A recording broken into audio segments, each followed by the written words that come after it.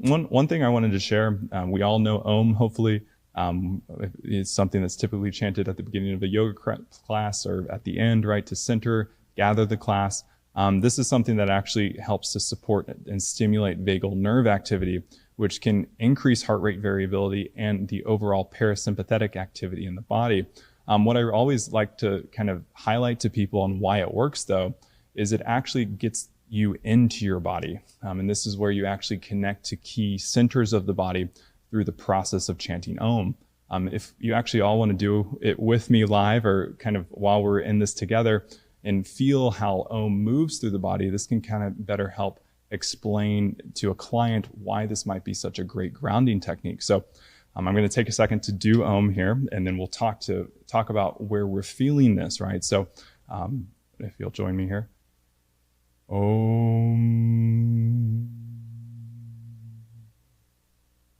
And so sit with that for a little bit. When you do Om, right? Om, we actually have a vibratory frequency that's in the heart space, right? And a lot of times when people are stressed, they feel overwhelmed, there may be an aspect of where they're not able to express certain feelings or feel connected to really their internal chemistry and their internal state.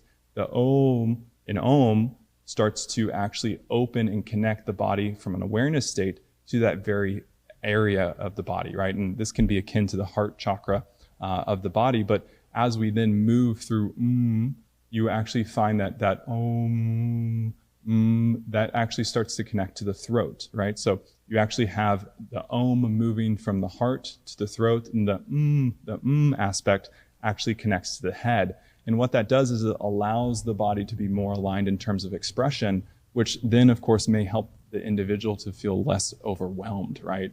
And this is a really cool strategy for managing cortisol because it actually starts to allow the body or the individual to be more connected to their own authority in terms of how and what they're looking to express in any given moment. And so I always love sharing that little fact because, you know, it's a great way to really ground into yourself and allow for you to be more aware and perhaps expressive of what you need, which may then allow the client or even yourself as a practitioner work to ground yourself and nourish yourself, perhaps with foods, perhaps with maybe a form of self-expression.